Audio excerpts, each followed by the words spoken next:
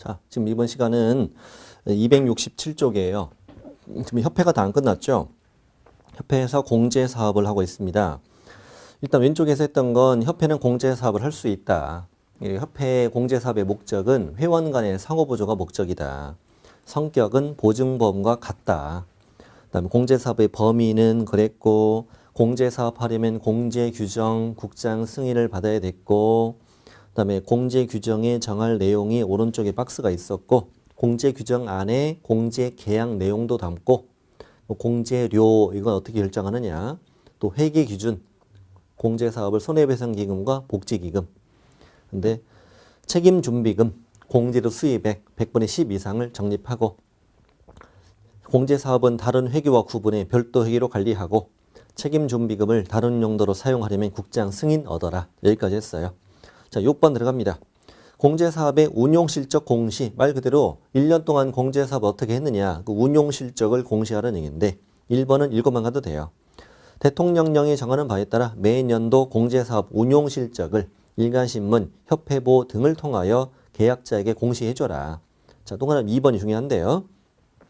협회는 공제사업의 운용실적에 관한 사항을 매 회계년도 종료 후 3개월 이내에 일간신문 또는 협회보 둘 중 한 군데 공시하고 홈페이지에 꼭 게시해줘라. 3자만 외우면 돼요. 3자만. 네. 자, 우리 바로 전 시간에 제가 협회가 받는 제재는 뭐밖에 없다고요?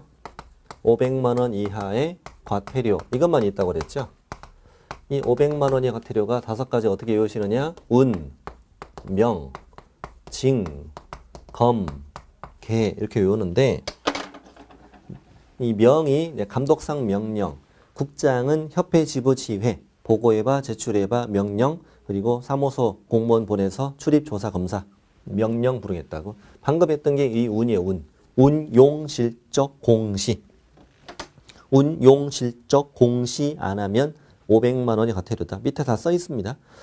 숫자 3자 외우고, 우리 공시 학원에서 3시간 강의하거든요. 공시법 3시간. 자, 해도 되고, 공시법 3글자 해도 되고, 3자 외워도 되고, 공시 3.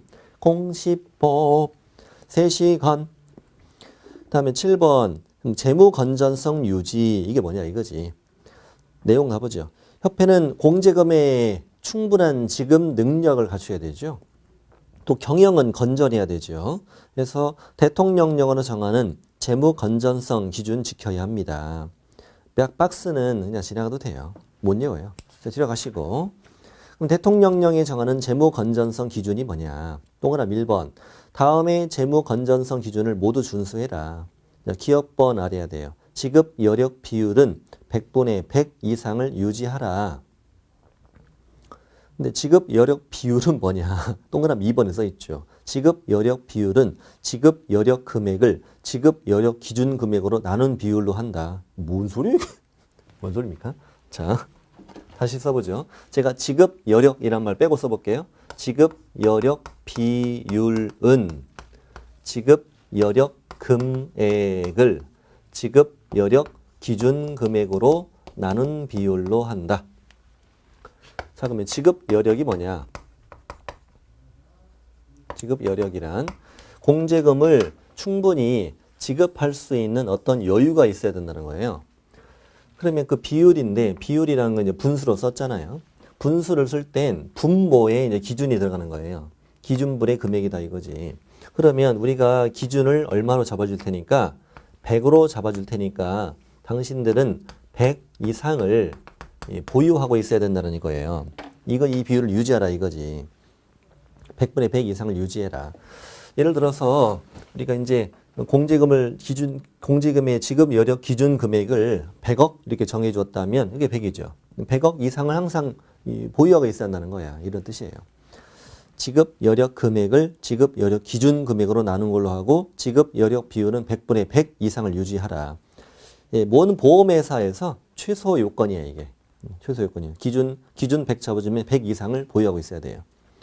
100분의 100 이상 이렇게 기억하시면 돼요.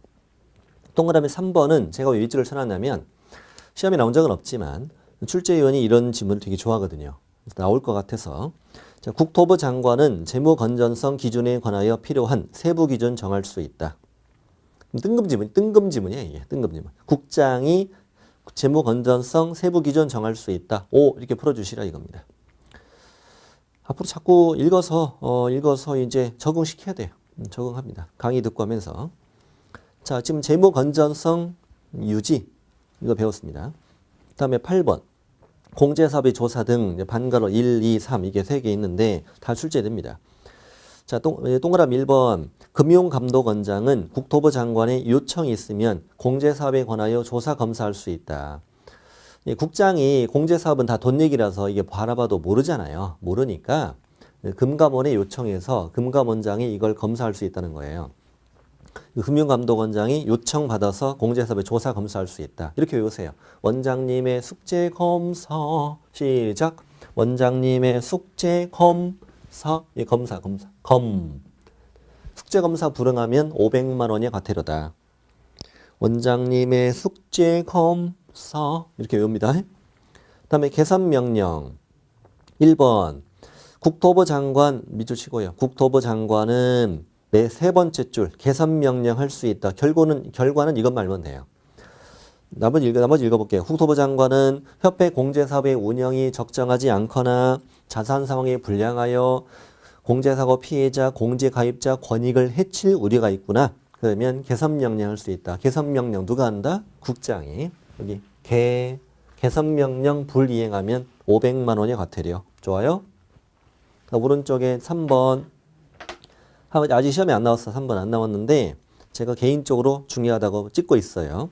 자, 국토부 장관 네모치시고 국토부 장관은 협회 임원이 아래 세 가지에 해당하는 거야. 세 가지 중에 하나에 해당하면 공제사업을 건전하게 운영하지 못할 우려가 있는 거죠. 이래서 그 임원에 대해서 징계 해임을 요구하거나 시정을 명할 수 있다. 자, 징계 해임 요구, 시정 명령 누가 한다? 국장이 한다고. 이게 징계 해임 요구, 시정 명령 누가? 국장이. 자, 기역 니은 디귿은 이렇게 외웁니다. 개공건전. 자, 첫 번째, 두 번째는 첫 글자, 세 번째는 건전. 개공건전. 자, 외우세요. 시작. 개공건전, 징계해임 요구. 시작. 개공건전, 징계해임 요구. 저 같은 이런 문제를 내고 싶어요. 국토부 장관이 협회 임원에 대하여 징계해임을 요구하거나 위반행위 시정을 명할 수 있는 사유를 모두 골라라. 세 개니까. 다시 국장이 협회 임원에 대해서 징계해임 요구, 시정명령할 수 있는 사유 다 골라라. 개공건전, 징계해임 요구. 자, 개는 개선명령 이행 안 했다. 공제규정 위반. 이건 잘 안 떠오르겠네. 공제규정 위반. 건전, 재무건전성 기준 지키지 않았다. 징검개. 징역의 시커먼 개란 뜻인데 나중에 500과태료 배울 때 자세히 말씀드릴게요. 자, 운명, 징역의 시커먼 개. 운명, 징검개. 협회는 다 500과태료밖에 없어요. 자, 6절. 이제 운영위원회라고 돼 있는데 공제사업의 운영위원회 중요합니다. 운영위원회가 이제 협회 맨 끝에까지야. 이제 맨 끝에까지인데 이 운영위원회는 나중에 비교학습을 해야 됩니다. 어디 페이지 알려드릴게요. 페이지를 알려드릴게요. 페이지 60페이지. 페이지 60페이지와 비교학습 이렇게 써두시면 돼. 페이지 60페이지가 뭐냐면 공인중개사 정책심의위원회. 여기랑 비교학습을 하시면 됩니다. 이쪽을 공부하신 다음에 자 269 운영위원회 갑니다. 자, 운영위원회는 뭐냐? 공제사업의 심의감독, 공제사업의 심의 감독을 하기 위해 어디에다가? 협회에다가 운영위원회를 둔다. 어디에 둔다? 협회에 둔다. 근데 정책심의위원회는 국토부에 둘 수 있다. 자, 공제사업의 운영위원회는 협회에 둔다. 정책심의위원회는 국토부에 둘 수 있다. 자, 그러면 심의감독사항이 밑에 쭉 나오는데 못 외웁니다. 저 밑에 운영위원회 구성으로 갑니다. 일단 위원의 수. 일단 읽어볼게요. 위원. 운영위원회 위원들은 누가 될 수 있느냐. 협회 임원도 있고 중개업, 법률, 회계, 금융, 보험, 부동산 분야 전문가, 관계 공무원 이런 사람들로 구성하되 운영위원회 위원수는 19명 이내로 한다. 자, 운영위원회. 운영위원회는 협회에 둔다. 위원은 총 몇 명? 19명 이내. 이거 어떻게 외우냐면 운영위는 19짤 이렇게 외워봐요. 시작. 운영위는 19짤. 왜 19살이 아니고 19짤. 정실 연령은 5짤이거든요. 그래서 그렇게 외워요. 운영이라는 아가씨인데 아가씨일 수도 있고 남자일 수도 있어요. 남자인지 여자인지는 저도 몰라요. 예. 남자인지 여자인지 모른다는 말도 기억해야 돼 지금. 남자일 수도 있고 여자일 수도 있어요. 일단 운영이는 몇 짤? 19짤. 자, 들어갑니다. 자, 위원과 구성이다. 거기 밑줄 치세요. 운영위원회는 성별을 고려하여 구성한다. 제가 그랬죠. 남자인지 여자인지 모른다고. 그래서 성별을 고려해 구성한다. 그렇게 얘기합니다.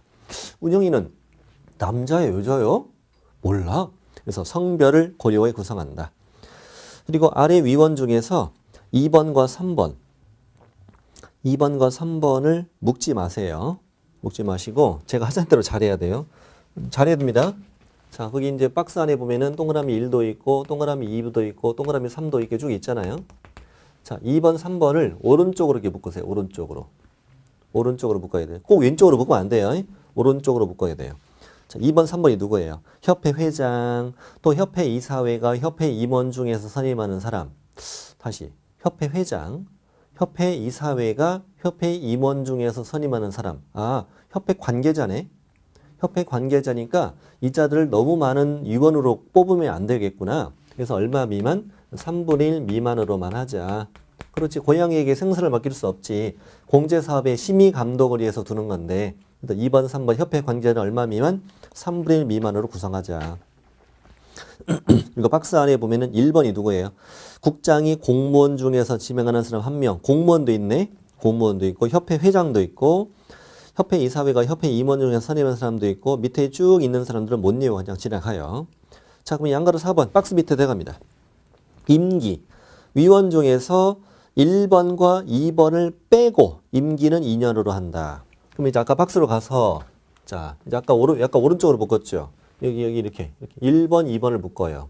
이렇게 있고 여기는 임기 없음. 자, 누구? 공무원. 국장이 공무원 중에서 지명하는 사람 1명. 그다음에 누구? 협회장. 얘네 둘은 임기 있다 없다? 없다. 제가 예전에 정책심의위원회 할 때도 했었어요. 공무원이 이 위원이면 임기 없는 거라고. 그 사람이 그 자리에 있는 동안 계속 가는 거라고요. 그 사람이 위원인 게 아니라 사실 그 보직이 위원이거든요. 그래서 그 사람이 다른 데로 발령 났고 다른 회사에 들어왔다면 그 사람은 자도 바뀌는 거지. 협회 회장도 마찬가지. 협회 회장도 나중에 새로 선출해서 다른 사람 바뀌면 그 사람 바뀌는 거지. 협회 회장은 딱 몇 년하고 나가는 게 아니죠. 그래서 공무원과 협회장은 임기 없다. 그럼 나머지 애들은 몇 년? 2년 이렇게 되는 거죠. 정책심의위원회도 2년이에요. 웬만하면 2년입니다. 2년. 그리고 한 번만 연임할 수 있다. 이게 별표. 한 번만 연임할 수 있다. 정책심의위원회는 연임이 없어요. 자, 이게 정책심의위원회는 연임 규정이 없음. 여기가 중요하거든. 정책심의위원회에서는. 여기는 몇 번만?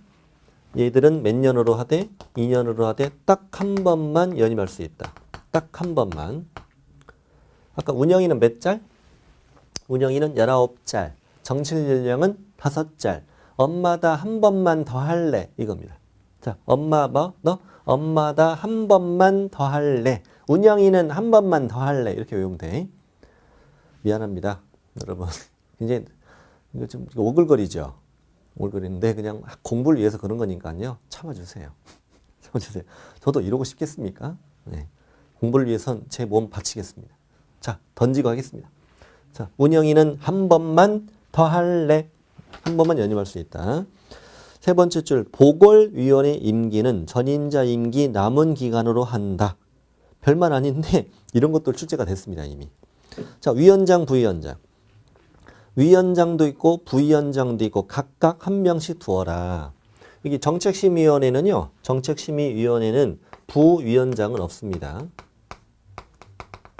부위원장은 없고요. 여기 위원장은 있어. 위원장은 국토부 제1차관. 나머지 위원은 국장이 임명한다. 그렇게 정책심의위원회고 여기는 위원장, 부위원장을 한 명씩 두는데 위원 중에서 각각 호선한다. 호선이라는 말이 19명이 모여서 서로 투표해서 상호 투표해서 한 사람 뽑아낸다는 뜻이에요.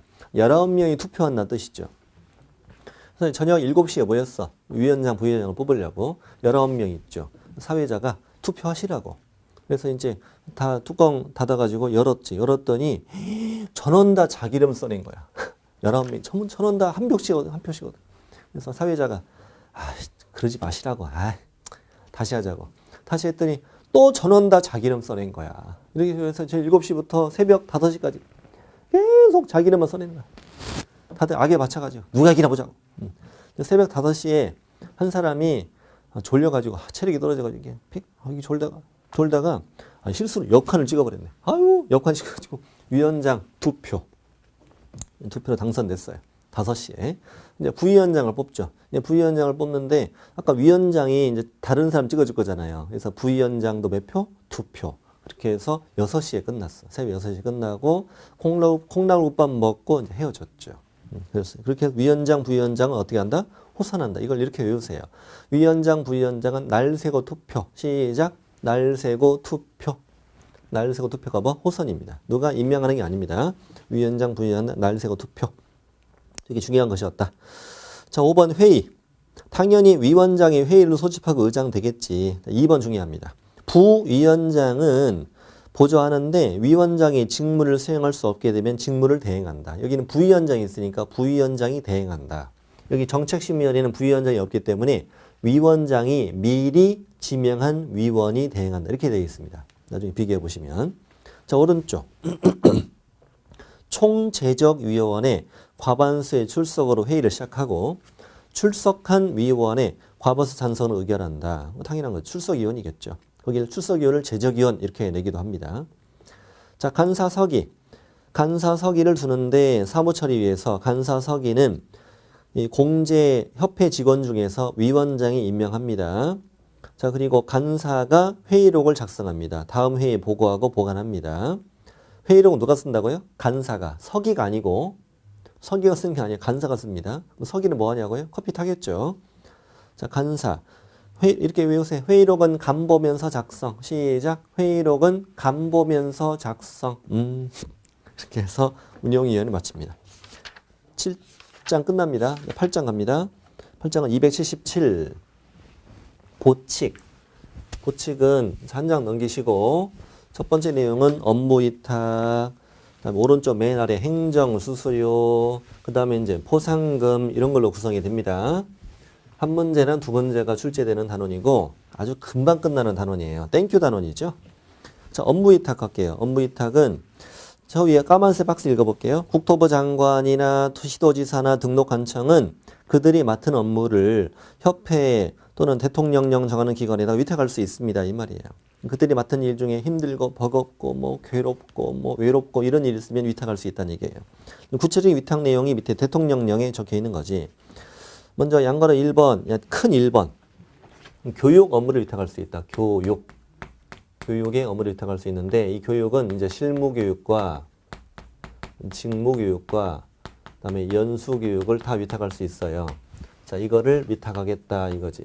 근데 여기서 이제 주의할 점이 하나 있는데 우리가 교육은 저 앞에 2장에서 배웠었는데 실시권자, 실무교육과 연수교육은 시도지사만 실시해요. 네, 직무교육은 시도지사 또는 등록관청이 실시하는 거. 실시권자. 밑에 주의 보면은 직무교육은 보조원이 받는 거잖아요. 등록관청이 실시할 수는 있어요. 근데 실무교육, 연수교육, 직무교육 세 가지 교육의 위탁은 오로지 시도지사만 해요. 이 차이. 그래서 위탁권자는 오로지 시도지사다. 이걸 비교하시라고 제가 써드린 거예요. 자, 실시권자, 실무교육, 연수교육은 시도지사, 직무교육은 시도지사 또는 등록관청. 그런데 직무교육은 등록관청에 실시할 수는 있는데 위탁은 누구만 한다? 시도지사만 한다 이거지. 그러니까 등록관청이 직무교육을 위탁할 수 있다 이러면 틀린다는 걸 조심해야 한다. 아직 시험에 안 나왔지만 나오면 매우 어렵죠. 어려워요. 자, 부탁드립니다. 다음에 교육의 위탁권자 누구다? 시도지사다. 자, 시도지사가 실시. 이것도 시도지사가 실시. 이건 시도지사 또는 등록관청의 실시. 하지만 위탁은 누구만? 위탁은 시도지사만. 시도지사만 위탁하고, 자, 위탁 장소는 세 군데. 세 군데. 첫 번째는 협회. 두 번째는 공기업 또는 준정보기관. 세 번째는 부동산 학과가 있는 학교. 부동산 관련 학과가 있는 개설된 학교다. 자, 이렇게 기억합니다. 교육은 세 가지니까 세 군데. 시작. 교육은 세 가지니까 세 군데. 교육은 뭐? 세 가지니까 세 군데. 제가 문제 내볼게요. 시도지사는 실무교육 업무를 협회에 위탁할 수 있다. 5. 시도지사는 직무교육 업무를 공기업 준정보기관에 위탁할 수 있다. 5. 시도지사는 연수교육을 학교에 위탁할 수 있다. 5. 이렇게 푸시는 거다. 자, 그리고 저 밑에 양가로 2번. 양가로 2번도 시험에 한 번도 안 나왔는데 교육 업무를 위탁받으려는 기관이 갖출 요건이에요. 자, 강사, 다음에 해당하는 사람을 강사로 확보해야 이 교육 업무를 위탁받을 수 있다는 얘기예요. 자, 제가 있는데 동그라미 쳐요. 박사, 동그라미, 박사. 박사는 바로 투입. 위대한 박사는 바로 투입. 시작. 위대한 박사는 바로 투입. 다음 2번은 전임 강사 2년. 전임 강사 교수죠, 교수.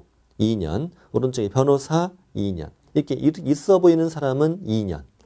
오른쪽에 석사. 아까보다 좀 없어 보이죠? 3년. 없어 보이면 3년이에요. 5번은 7급 공무원 6개월. 7급 공무원 6개월 상영. 영화예요, 영화. 영화 7급 공무원 6개월 상영. 시작. 영화 7급 공무원 6개월 상영. 다음 6번. 공인중개사. 있어 보여, 없어 보여? 없어 보여. 자, 3년. 3년입니다. 그래서 공인중개사, 감정평가사, 주택관리사, 건축사, 공인회계사 이런 사람들 3년 필요합니다. 시험에 한 번도 안 나왔다고 그랬죠? 위대한 박사는 바로 투입. 있어 보이는 전임 강사, 있어 보이는 변호사는 2년.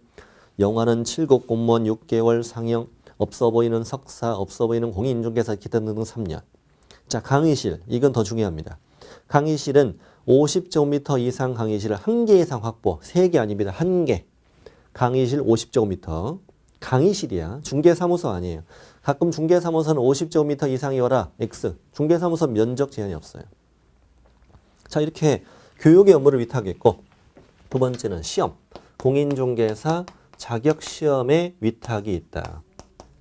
공인중개사 자격시험 위탁이 나오는데, 공인중개사 자격시험은 당연히 누가 위탁하겠어요? 그렇죠. 시험 시행기관장이죠. 시험 시행기관장이 위탁하기 누가 하겠습니까? 자, 시험은 몇 군데 위탁하느냐? 2군데. 첫 번째는 협회, 두 번째는 공기업이나 준정보기관 이렇게 하세요. 시험은 2차까지 있으니까 2군데. 시작. 시험은 2차까지 있으니까 2군데.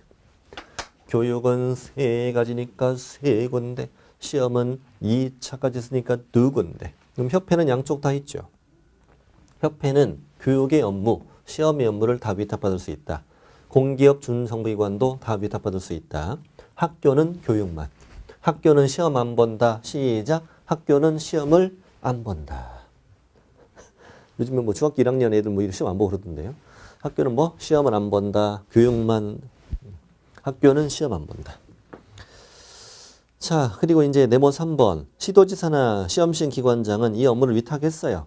위탁받은 기관의 명칭, 대표자, 소재지, 위탁 업무 내용 등을 관보에 고시해야 한다. 이런 것도 있네요. 자, 2절 가죠. 행정수수료.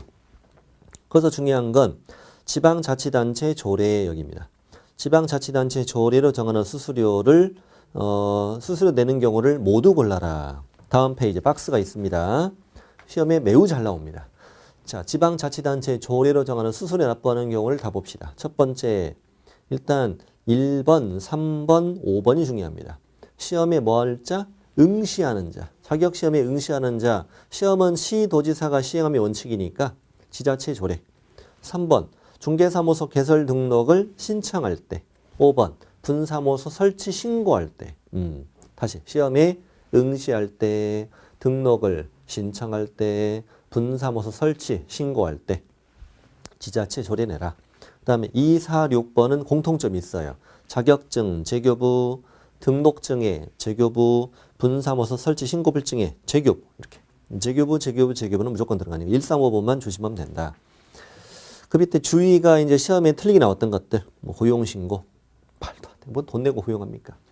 휴업신고 돈 내고 휴업해요? 말도 안 돼. 회업신고 이렇게. 그 다음이 중요해요. 시험에 응시해서 합격해서 처음으로 자격증을 교부받을 때 이때는 안 내는 거예요. 처음으로 자격증을 받을 때, 처음으로 등록증을 받을 때, 처음으로 신고불증을 받을 때 내는 게 아니라 시험에 응시할 때, 등록을 신청할 때, 분사모서 설치 신고할 때 내는 거지 그 증을 받을 때 내는 게 아니라. 그러나 재교부는 낸다. 재교부와 헷갈리라고 내는 거지. 자, 됐고 납부 기준은 참고하시고 기타 수수료가죠. 여러분 시험은 국장이 시행할 수도 있잖아요. 그래서 이때는 국토부 장관이 결정 권고하는 수수료 납부. 시험을 아까 위탁할 수 있었죠? 몇 군데? 시험은 2차까지 있으니까 2군데. 학교는 시험 안 본다. 이게 위탁한 경우는 위탁 받은 자가 위탁한 자의 승인을 얻어 결정 권고하는 수수료 이렇게 되어 있습니다. 밑에 뭐 예제 이렇게 출제가 됩니다. 출제되고요. 잘 나오는 편이에요. 자, 오른쪽에 이제 포상금 여기가 이제 중요합니다. 중요하고 포상금은 매년 한 번도 안 빼고 나왔습니다. 한 번도 안 빼고 나오다가 이건 28회는 좀 이상했어요. 28회 시험은 현재 여러분 배우시는 이제 공인중개사 법령에서 30문제나 나왔거든요. 30문제나 나왔는데 문제를 안 낸 파트가 많아요. 교전에 꾸준히 냈던 파트를 안 낸 파트가 많아요. 공인중개사 법령은 작년까지는 뭐 27, 28 이 정도 냈었는데 올해 더 많이 냈는데 더 많이 냈는데도 불구하고 과거에 꾸준히 계속 냈던 걸 안 낸 파트가 많았어요. 포상금도 안 냈어요. 너무 오래 내가지고 지쳤나 봐요. 그래서 아까 거래정보사업자 안 나와. 협회도 안 냈어. 포상금도 안 나왔어. 7, 8 다 계속 나오던데. 올해 또 나올 거로 생각해요. 2006년부터 나왔으니까 2006년부터 2017년까지 나왔으면 많이 나왔죠. 12년. 그래서 잠깐 쉬었습니다. 잠깐 쉬었고 올해 나오겠죠. 포상금 중요합니다. 일단 밑줄만 먼저 읽어보실래요? 등록관청은 포상금을 지급할 수 있다. 포상금은 누가 준다? 등록관청이. 등록관청이 줍니다. 가까운 시군구에서. 자, 국토부 장관 이러면 됩니까? 틀린 거지. 아니, 국토부에서 포상금 주면 저기 제주도 사는 사람은 비행기 타고 가야 되잖아요. 차비가 더 나오겠네요. 1박 2일로 가야 되잖아, 또. 1박 2일로. 당일치 된다고요? 될 수도 있죠. 될 수도 있죠. 그래서 등록관청이 포상금을 지급할 수 있다. 자, 그럼 가운데. 다음에, 아니요, 거기 첫 줄 다시 봅니다. 밑줄 안 친 부분. 다음에 어느 하나에 해당하는 자를 등록관청이나 수사기관에 신고 또는 고발하면. 그러니까 신고 또는 고발은 어디? 등록관청이나 수사기관. 근데 포상금은 누가? 등록관청만. 이 차이만 알면 됩니다. 등록관청에 신고해도 되고 수사기관에 신고 고발해도 되는데 포상금은 등록관청만 준다. 그렇죠. 수사기관에서 포상금 준다. 그럼 틀립니다. 틀립니다. 경찰서에서 포상금 주는 게 아니에요. 경찰서에는 신고 고발도 되지만 근데 경찰서 가서 신고하려면 되게 무섭잖아요. 우리. 무섭잖아요. 찌르는 건 없어서 무섭잖아요. 그래서 가까운 등록관청을 애용하세요. 또 수사기관에 가려면 또 이거 또 경찰관들은 이런 제도를 잘 모를 수 있잖아요. 또 기본서 이렇게 들고 가요. 기본서 이렇게 들고 가야 되니까 조금 쑥스럽단 말이에요. 그래서 가까운 등록관청을 이용하셔라. 자, 박스. 누구를 찌르면 살림이 도움이 되느냐? 첫 번째, 중개사무소 개설 등록하지 않고 중개업을 한 자. 무등록 중개업자죠. 얘는 무라고 쓰시고 동그라미. 얘는 3-3 이렇게도 써보죠. 중개사무소 개설 등록하지 않고 중개업을 한 자. 무등록 중개업자 3-3. 자, 두 번째, 거짓. 그 밖에 부정한 방법으로 중개사무소 개설 등록한 자. 거짓, 부정, 등록. 자, 거자 동그라미 거. 얘도 3-3을 줍니다. 얘한테 3-3을 주는 이유를 지금 말씀드릴게요. 전에 한 번도 말씀 안 드렸으니까. 여러분, 거짓, 부정한 방법으로 중개사무소 개설 등록을 했다. 그럼 이자는 정상적으로는 등록이 되는 자, 안 되는 자? 안 되는 자죠. 정상적으로는 등록이 안 돼. 개공이 될 수가 없어. 뭔가 요건이 안 맞아, 지금. 그런데 부정한 방법을 이용해서 등록을 해냈어, 지금. 그래서 개공이 됐지. 그리고 중개업을 하다가 걸렸지. 이렇게 거짓 부정 등록했으면 등록 취소를 해야 되는 건 당연한 거죠. 어쨌든 등록을 했으니까. 근데 형벌은 왜 3-3을 주느냐? 너는 무등록 중개업자와 별반 다르지 않다. 이거지. 너는 애초부터 정상적으로 개공이 될 수 없는 자인데 부정한 방법을 이용해서 등록을 해냈지 않냐. 그러니 거짓 부정 등록했으니 무등록과 똑같이 3-3을 줘야 된다. 이거지. 그래서 거짓 부정 등록. 발음할 때 그렇게 발음해야 돼. 거짓 부정 등록. 이렇게 발음해야 돼. 왜냐하면 거짓하고 부정을 하나 빼고 냅니다. 거짓으로 중개사무소 개설 등록한 자, 또 부정한 방법으로 중개사무소 개설 등록한 자. 거짓을 빼고 내면 사람들 못 맞추기도 하잖아요. 아이고 쌤 나 못 맞췄어요. 아 거자가 안 보였어요. 이럴 수도 있단 말이지. 거라고 이유니까. 거짓 부정 등록. 세 번째는 등록증 또는 자격증 양도되어 양수되어. 그러면 이제 양. 이건 1-1, 형벌 1-1 대상입니다. 근데 3번을 쪼개면 4개로 쪼개지죠. 자격증을 양도한 자, 자격증을 대여한 자. 8가지로 쪼개지죠. 등록증을 양도한 자, 등록증을 대여한 자. 자격증을 양수받은 자, 대여받은 자, 등록증을 양수받은 자, 대여받은 자. 총 8명이나 됩니다. 이 중에 딱 하나만 골라냅니다. 뭐 원래도 우리 맞출 수 있죠. 그래서 무거 양양양양 시작. 무거 양양양양. 이거 외에 사람을 찌르면 준다 안 준다? 안 줍니다. 포상금 안 줍니다. 예를 들어서 중개 의뢰인과 직접 거래한 자를 찔렀다. 포상금 줍니까? 안 줍니다. 복비 초과했다. 줘요? 안 줘요. 아니 포상금 안 줘요. 음료수죠. 음료수. 아유 여기까지 오시라고 구성하셨어요. 음료수라. 겨울엔 따끈한 코코아 이런 거 줍니다.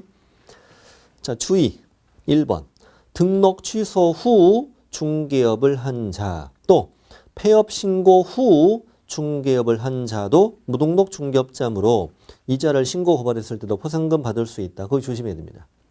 등록 취소 후 중개업을 한 자도 무등록이지. 폐업 신고 후 중개업을 한 자를 신고해도 포상금을 준다. 네, 2번. 부정한 방법으로 공인중개사 자격을 취득한 자. 이거는 뒷장에 8장까지, 9장까지 공부를 해야 잘 보실 텐데 헷갈리라고 되는 겁니다. 자, 9장을 먼저 공부하시면 편한데 자, 부정한 방법으로 공인중개사 자격을 취득한 자예요. 부정한 방법으로 공인중개사 자격을 취득한 자. 자, 부. 이거 나중에 부라고 외우거든요. 근데 이거는 뭐랑 헷갈리라고 되는 거죠, 지금? 거짓. 그 밖에 부정한 방법으로 등록한 자. 이게 이제 포상금 대상이고, 이건 포상금 대상이 아닌 거죠. 헷갈리라고 되는 겁니다. 여기도 부정이고, 여기도 부정이 있으니까. 부정한 방법으로 자격을 취득한 자는 자격 취소만 받아요. 이 자는 중개업을 한 건 아니잖아. 그냥 부정한 방법으로 증만 땄다는 거잖아. 중개업을 했으면 너도 이제 무등록으로 한 거고, 중개업을 했다는 말이 없으니까. 부정한 방법으로 자격 취득한 자는 자격 취소만 받고 포상금 X. 거짓 부정 등록한 자 포상금 5. 3-3도 들어가고. 여기 형벌은 여기 없거든. 형벌 없거든요. 네. 자, 그렇게 이 부분이 조심해야 될 부분이고요. 그 다음에 포상금 액수, 건당 얼마 준다? 50만 원 의로. 이인액 아니야. 이인액 아니라 뭐 의로. 이내라고 나온 적은 없는데 그렇게 나오면 되게 치사하죠. 50만 원 이내로 한다. 그러면은 오늘 내가 얼마 받을지 알 수 없는 거죠. 전화해 봐야죠. 얼마 줄 거예요? 30? 안 갈래. 안 가는 거죠. 50만 원 의로. 한 건당이니까 2건이면 100. 10건이면 500. 100건이면 5천. 오, 할만하네, 이제. 그러네요. 다음 2번.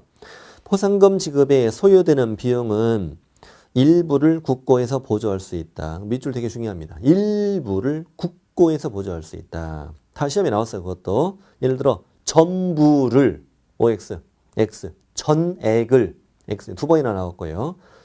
일부를 협회에서 보조할 수 있다. 이렇게 나온 적도 있어. 일부 국고. 자, 시작. 일부 국고. 일부를 국고에서 보조할 수 있다. 3번.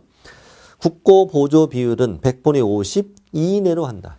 자, 동그라미 1번은 건당 50만 원으로 한다. 2번은 50만 원 100분의 50 이내로 한다. 이내. 아, 나 치사네 정말. 짜증나. 그렇죠? 네. 포상금은 지급 국고 보조 비율 100분의 50 이상이다. 이내. 100분의 50 이내니까 한 건당 25만 원까지 보조할 수 있다는 얘기죠. 워낙 치사하게 잘 나오는 부분이니까요. 그렇게 해주시고. 자, 지금 요건 갑시다. 얼마 받는지 알았어. 지금 요건 1번. 자, 이제 내가 이제 무거양양양양 이걸 알아내고 이제 찌르면 되는데, 좀 고민했어요. 내가 찌를까 말까. 겁도 나고. 그래서, 가자. 갔지. 갔더니 뭐래? 이미 발각됐대. 그럼 안 줘요. 발각되기 전에. 아끼면 뭐 된다. 이런 말도 있잖아요. 네. 행정기관에 발각되기 전에 등록관청이나 수사기관에 신고 또는 고발하셔야 돼. 근데 그 신고 고발 사건에 대해서 검사가 뭘 했어요? 공소제기 또는 기소유예 결정을 한 경우에 하나여 지급한다. 좀 어려운 말이 나왔네요. 용어 정리 좀 해볼까요? 자, 공소제기 또는 기소유예 결정을 한 경우에 한하여 지급한다. 이렇게 돼 있었어요. 근데 뜻은 뒷장에 제가 적어드렸어요. 맨 위에다가 공소제기. 공소제기란 이거는 무슨 뜻이냐면 형사재판 신청 이런 뜻이에요. 형사재판 신청 이게 이제 공소제기. 형사재판 신청은 누가 해요? 검사가. 예를 들어서 내가 경찰서에 무등록 중개업자를 거짓 부정 등록한 자를 양도되어 양수되어를 찔렀다 이거지. 경찰관이 이제 이자 불러다가 조사하겠죠. 조사를 하고 그 조사 결과를 검찰청으로 보내요. 그러면 이제 담당 검사가 지정이 되죠. 지정이 되고 사건번호도 붙고 그런 다음에 이제 이자를 불러다가 추가 조사를 해요. 추가 조사를 했는데 위반 사실이 확실하고 처벌도 해야 되겠어. 그러면 검사가 이자를 법원에 형사재판을 신청하는 거야. 이걸 두 글자로 기소라고도 하죠. 기소. 뉴스에 많이 나오는 단어죠. 아무개를 구속, 기소. 또 아무개를 불구속, 기소. 우리 뭐 국정 논당 사건으로 이런 걸 많이 이제 알잖아요. 구속해서 기소했다. 유치장에 가둬놓고 이제 기소해서 재판하는 거고 대표적인 것이 이제 전 대통령하고 그 순실이하고 그렇게 돼 있죠. 또 불구속 기소. 이거는 이제 유치장에 가두지 않고 출퇴근하면서 재판받고 이런 거. 공소제기는 누가 하는 거라고? 검사가. 그래서 이제 재판을 열어서 판사가 결정을 내리는 거죠. 그 다음에 기소유예는 뭐냐? 죄는 있는데 기소를 하지 않는 거. 기소를 미룬다. 안 하는 거예요. 죄는 있는데 기소는 안 하는 거. 왜? 그 사람의 뭐 지능이나 연령이나 성향이나 이런 걸 참작해서 죄는 있으나 검사가 봐주는 거. 기소유예라고 그래요. 죄가 없는 게 아니에요. 죄가 없으면 포상금을 줄 리가 없잖아요. 죄는 있는데 기소하지 않는 거. 공소제기 또는 기소유예. 한하여 이 말은 둘 중에 하나가 반드시 있을 때 이런 말이죠. 둘 중에 하나가 반드시 있어야 준다는 얘기예요. 그래서 이제 281조 맨 아래 동그라미 2번. 검사가 공소제기 또는 기소유예 처분을 해야 주므로 검사가 무혐의 처분을 했다. 이 말 나오면 안 준다고 답하셔야 돼. 기소중지 이건 뭐냐면 피의자 이제 조사해야 되는데 이자가 잠적해버린 거예요. 그럼 이자를 잡을 때까지는 계속 뭐 어떻게 할 수가 없잖아요. 그래서 잡힐 때까지 기소를 중지하는 거. 기소 중지는 포상금 안 줘요. 공소제기나 기소유예만 주니까. 그래서 무혐의 처분 안 줘, 기소 중지도 안 줘. 이렇게 외워도 돼. 기소 중지는 포상금 중지. 시작. 기소 중지는 포상금 중지. 다음 3번이 중요해요. 3번이. 전 검사가 이제 공소제기 했어요. 공소제기 했으면 뭐가 열려요? 형사재판이 열리죠. 재판이 열립니다. 그 다음에 뭐 재판하고 또 얼마 있다가 또 하고 얼마 있다가 또 하고 또 얼마 있다가 또 하고 또 하고 해서 이제 결과가 나오는데 이제 최종 판결을 내릴 때 검사가 구형을 하죠. 구형. 아무개를 징역 1년에 처해 주세요라고 이제 재판부에 요청하는 걸 구형이라고 해요. 가끔 뉴스에 보면은 검사가 징역 3년을 구형했다 이 말 나오면 잘 모르시면 3년 징역 받았다는 거구나 말이구나 이 말이 아니고 검사가 재판부에 요청하는 거라고 이 사람을 징역 1년에 때려주세요 요청하는 거죠. 그러면 그 이내에서 이제 형사가 이제 판결하는 거죠. 그럼 재판을 했어. 재판했는데 이자가 뭘 받았어? 유죄 판결 받을 수도 있지. 또는 무죄 판결을 받을 수도 있는 거죠. 근데 이 결과는 따지지 않는다. 뭐가 들어갔다면? 공소 제기가 들어갔으면 그 이후의 과정은 따지지 않아. 유죄 판결 받으면 당연히 주지. 무죄 판결 받아도 준다는 거예요. 이건 안 따진다고. 안 따집니다. 요즘에는 이렇게 내기도 해요. 예를 들어 자격증을 양도한 자를 신고하였는데 그 자는 법원의 재판에서 유죄 판결을 받았다. 이렇게만 내. 공소제기했다는 말 아예 안 줘버리고. 자, 자격증을 양도한 자를 신고했는데 재판에서 유죄 판결 받았다. 그리고 포상금 준다. 이렇게 답하셔야 돼. 자, 자격증을 대여한 자를 신고했는데 재판에서 무죄 판결 받았다. 그래도 포상금 준다고 해야 됩니다. 굉장히 까다롭게 요즘에 나오고 있어. 재판 결과는 따지지 않는다. 이것만 들어가면 준다. 기소유예는 당연히 주고. 자, 그렇습니다. 자, 이제 그 다음 페이지 포상금 지급 절차로 갑시다. 자, 포상금을 받고 싶으면 뭘 내셔야 돼? 포상금 지급 신청서라는 걸 등록 관청에 내야 돼. 어디나 내야 된다고요? 등록 관청에 내야 돼. 수사기관에 내면 틀려요. 등록 관청에 포상금 지급 신청서를 제출해라. 포상금 지급 신청서라는 서식도 있습니다. 서식도 있는데 여기는 뺐어요. 뺐고 그 포상금 지급 신청서에 첨부 서류만 넣어드렸는데 첨부 서류는 포상금 지급 신청서는 등록 관청에 내지 않습니까? 그러니 만약에 수사기관에 신고 고발한 자라면 수사기관에 고발 확인서를 첨부해라 이렇게 돼 있는 거고. 자, 니은은 조금 이따가 말씀드릴게요. 자, 밑에 지급 절차. 포상금 지급 신청서를 등록 관청이 받았어. 등록 관청이 받으면 검사가 공소제기 했는지 기소유예 했는지를 조회해봐야죠. 그래서 수사기관의 처분 내용을 조회한다. 조회를 해봤더니 조회가 돼. 그러면 지급을 뭐하지? 결정하는 거지. 그리고 그 지급 결정일부터 1월 이내 지급해야 한다. 여기서 주의할 점은 누가 포상금 지급 결정을 한다. 지급 결정은 수사기관 행위 아니라 등록관청에서 수사기관의 처분 내용을 조회하고 그 등록관청에서 지급을 결정한다는 거지. 그래서 이어 써드렸죠. 등록관청이 지급 결정한다는 걸 주의하십니다. 지급 결정하고 한 달 이내 줘라. 결정일부터 1월. 2, 3 다 틀린 거예요. 결정 1, 시작. 결정 1. 결정 1부터 1월에 준다. 자, 지급 방법.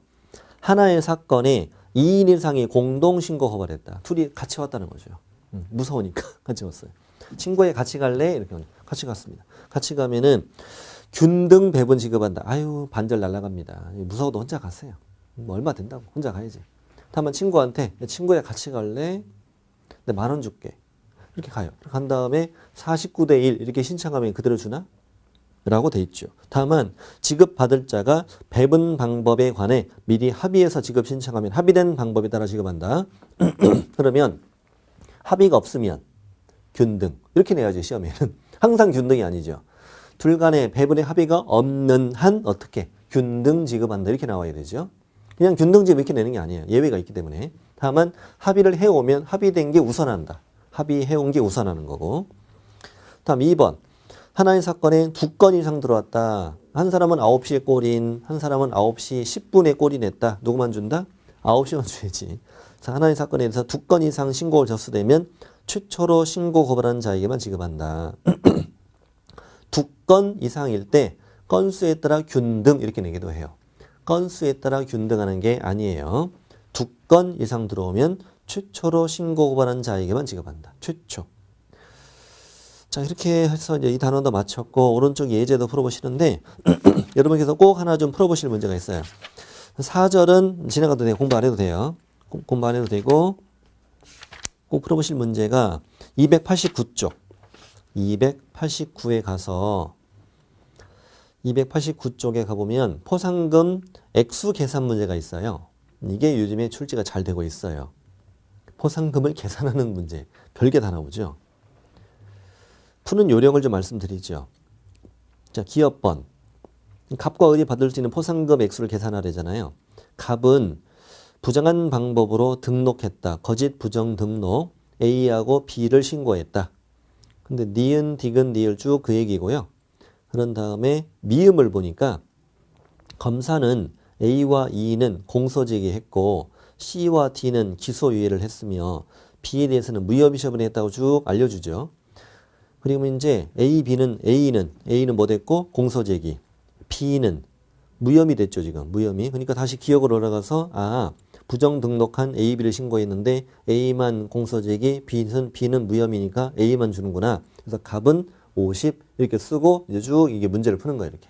그런 다음에 이걸 계산하는 거죠. 시간이 좀 걸리죠. 처음에 시간이 걸리죠. 연습해야 빨리 풀죠. 그렇죠. 요즘엔 이보다 조금 더 쉽게 나옵니다. 이게 24회 때 나왔던 계산 문제입니다.